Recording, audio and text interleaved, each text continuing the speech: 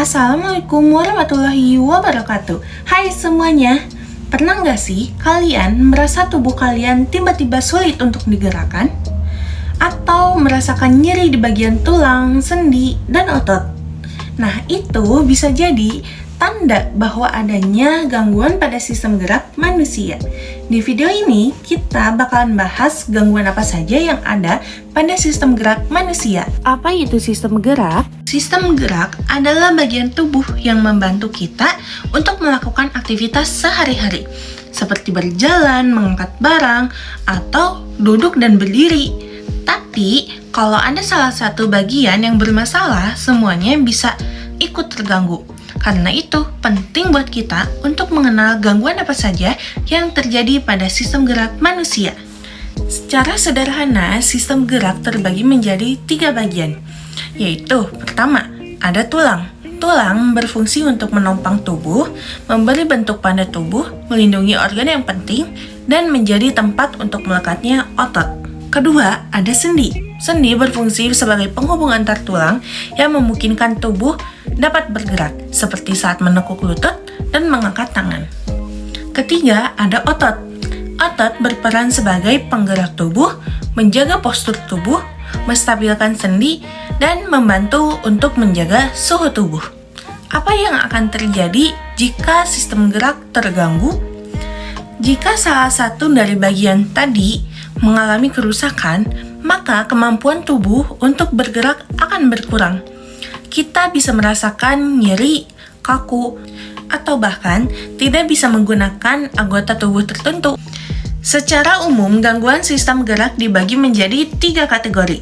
Yang pertama, ada gangguan pada tulang. Yang kedua, ada gangguan pada sendi. Dan yang ketiga, ada gangguan pada otot. Sekarang, kita bahas satu persatu. Yang pertama, ada gangguan pada tulang. Contohnya, ada fraktur atau patah tulang. Fraktur adalah patah atau retaknya tulang yang terjadi ketika tulang menerima tekanan atau benturan yang lebih besar dari kekuatan strukturalnya, yang menyebabkan kontinuitas tulang terputus seperti retak, patah, menjadi beberapa bagian, dan sering disertai dengan cedera jaringan lunak di sekitarnya. Fraktur ini terbagi menjadi 2 bagian. Yang pertama, ada fraktur tertutup, yaitu patah tulang tanpa melukai kulit, dan ada juga fraktur terbuka, yaitu patah tulang yang menembus kulit. Selanjutnya ada osteoporosis. Penyakit ini membuat tulang menjadi keropos dan mudah patah, terutama pada lansia dan wanita yang setelah mengalami menopause. Osteoporosis ini sering disebut dengan penyakit diam karena gejalanya baru terasa setelah tulang akan patah. Kemudian ada rakitis. Rakitis biasanya menyerang pada anak-anak akibat kekurangan vitamin D, kalsium, dan fosfor. Akibatnya tulang menjadi lunak dan mudah untuk bengkok. Yang kedua, ada gangguan pada sendi. Salah satu contohnya yaitu ada artritis.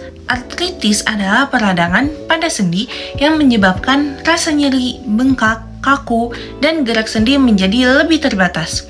Lalu ada dislokasi. Dislokasi terjadi ketika tulang pada sendi bergeser atau keluar dari posisi normal. Selanjutnya, yang ketiga, ada gangguan pada otot. Selain tulang dan sendi, otot juga bisa mengalami gangguan. Yang paling sering kita alami yaitu kram otot. Kram otot adalah kontraksi yang kuat dan mendadak pada salah satu otot atau sekelompok otot yang terjadi di luar kendali. Ini biasanya terjadi pada otot betis. Kemudian ada pula tetanus.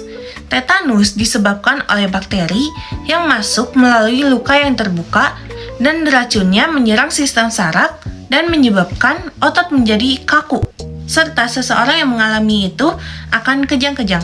Terakhir ada distrofi otot. Ini adalah penyakit genetik yang menyebabkan otot melemah secara bertahap dan biasanya semakin parah seiring bertambahnya usia. Terima kasih sudah menonton. Jangan lupa untuk menjaga kesehatan tulang, sendi, dan otot kalian ya.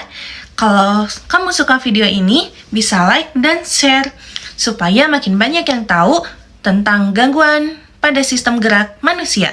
Sampai jumpa di video berikutnya.